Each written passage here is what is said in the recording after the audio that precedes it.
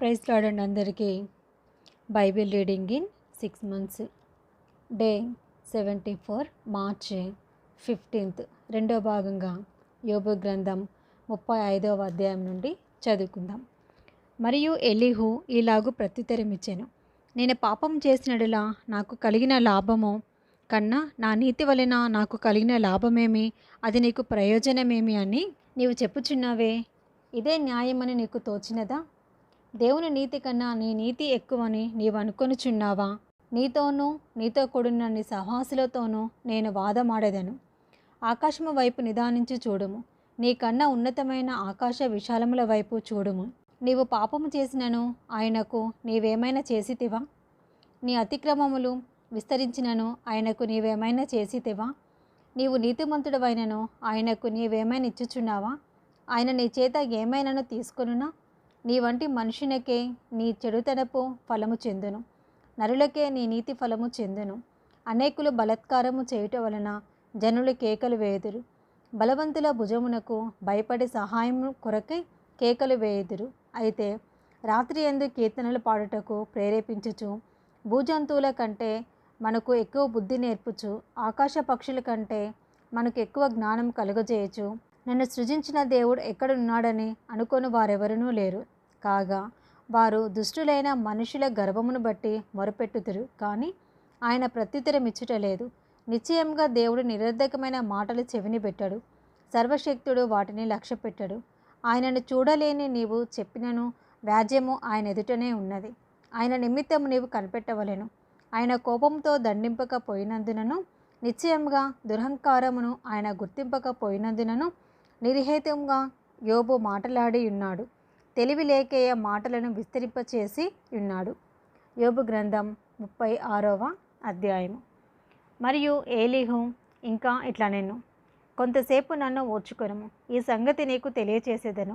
ఏలి అనగా దేవుని పక్షంగా నేను ఇంకను మాట్లాడవలసి ఉన్నది. దూరం నుండి నేను జ్ఞానము తెచ్చుకుందును, నన్ను సృజించిన వానికి నీతిని ఆరోపించేదను. నా మాటలు ఏమాత్రం అబద్ధములు కావు.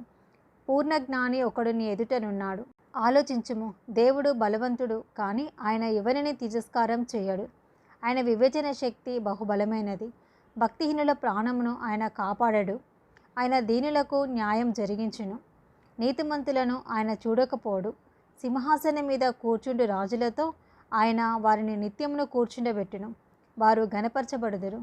వారు సంఖ్యలతో కట్టబడిన ఎడలను, బాధ పాశముల చేత పట్టబడిన ఎడలను, అప్పుడు వారు గర్వముగా ప్రవర్తించిరని ఆయన వారి వారి కార్యములను వారి వారి దోషములను వారికి తెలియచేయును.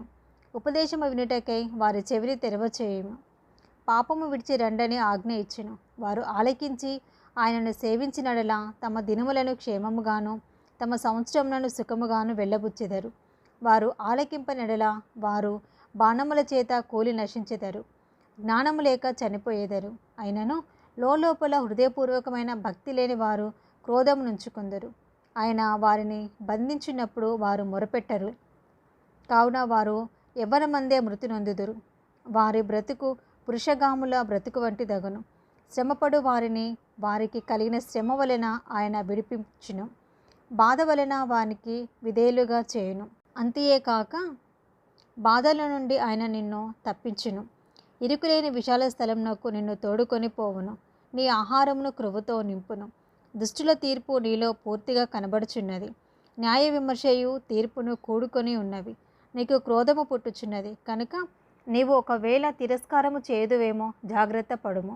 నీవు చేయవలసిన ప్రాయచిత్తము గొప్పదని నీవు మోసపోయేదేమో జాగ్రత్త పడుము. నీవు మొరపెట్టుటయు బల ప్రయత్నములు చేయుటయు బాధనొందకుండా నిన్ను తప్పించునా? జనులను తమ స్థలంలో నుండి కొట్టివేయు రాత్రి రావాలనని కోరుకొనకము. జాగ్రత్త పడము, చెడుతనము చేయకుండుము. దుఃఖానుభవం కన్నా అది మంచిదని నీవు వాని కోరుకొని ఉన్నావు. ఆలోచించుము, దేవుడు శక్తివంతుడై ఘనత వహించిన వాడు. ఆయనను పోలిన బోధకుడెవడు? ఆయనకు మార్గము నియమించిన వాడెవడు? నీవు దుర్మార్గపు పనులు చేయుచున్నావని ఆయనతో ఎవడు పలక తెగించును? మనుషులు కీర్తించిన ఆయన కార్యమును మహిమపరచుటకై నీవు జాగ్రత్త పడము. మనుషులందరూ దాన్ని చూచెదరు, నరులు దూరమున నిలిచి దాన్ని చూచెదరు. ఆలోచించుము, దేవుడు మహోన్నతుడు, మనము ఆయనను ఎరుగము. ఆయన సంవత్సరముల సంఖ్య మితిలేనిది. ఆయన ఉదకపు బిందువులను పైనుండి కురిపించును. మంచుతో కూడిన వర్షము వలె అవి పడును. మేఘములు వాటిని కుమ్మరించును. మనుషుల మీదికి అవి సమృద్ధిగా దిగును.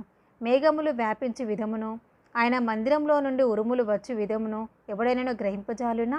ఆయన తన చుట్టూ తన మెరుపును వ్యాపింపచేయును. సముద్రపు అడుగు భాగమును ఆయన కప్పును.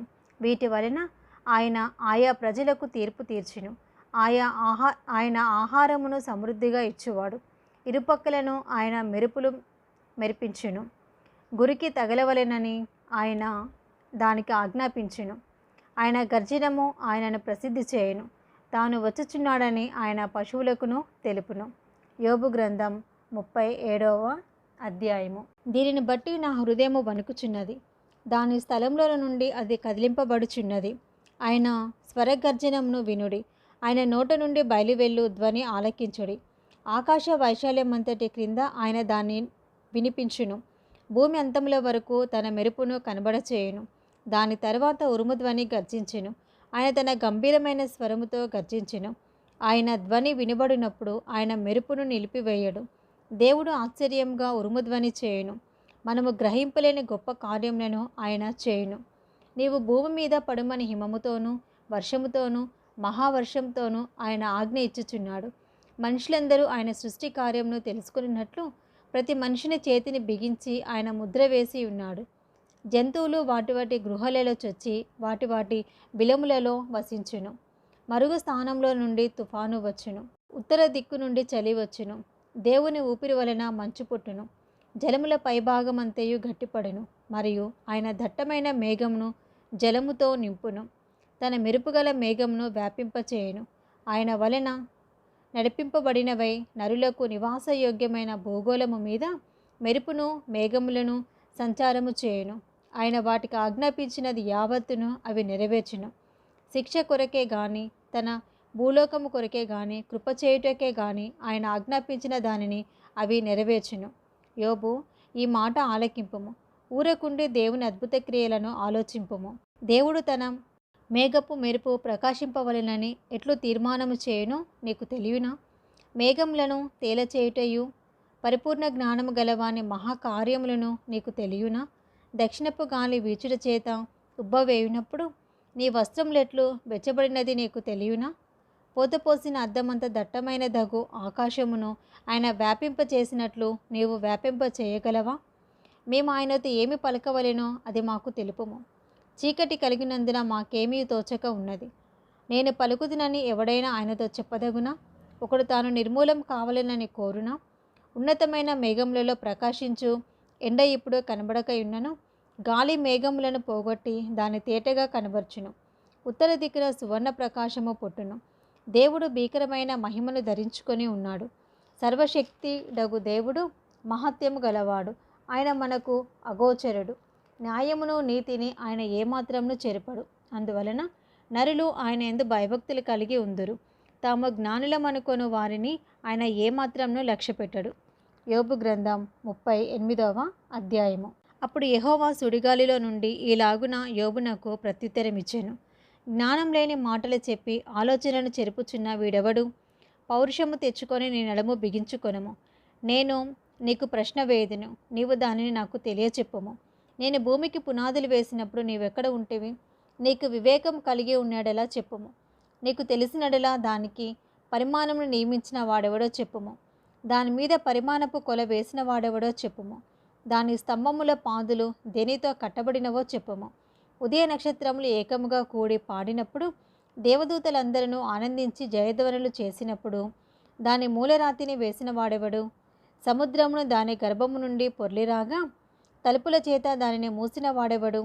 నేను మేఘమును దానికి వస్త్రముగాను గాఢంధకారమును దానికి పొత్తిగుడ్డగాను వేసినప్పుడు నీవుంటివా? దానికి సరిహద్దు నియమించి దానికి అడ్డగడీలను తలుపులను పెట్టించినప్పుడు నీవు ఇంతవరకే గాని మరి దగ్గరకు రాకూడదనియు ఇక్కడనే నీ తరంగములు పొంగు అనుపబడవలననియు నేను చెప్పినప్పుడు నీవుంటివా? అరుణోదయము భూమి దిగంతముల వరకు వ్యాపించినట్లును అది దుష్టులను తనలో నుండకుండా దులిపివేయినట్లును నీవెప్పుడైనా ఉదయమును కలగజేసితివా? అరుణోదయమునకు దాని స్థలమును తెలిపితివా? ముద్ర వలన మంటికి రూపము కలుగునట్లు అది పుట్టగా భూముఖము మార్పు నొందును. విచిత్రమైన పనిగల వస్త్రము వలె సమస్తమును కనబడును.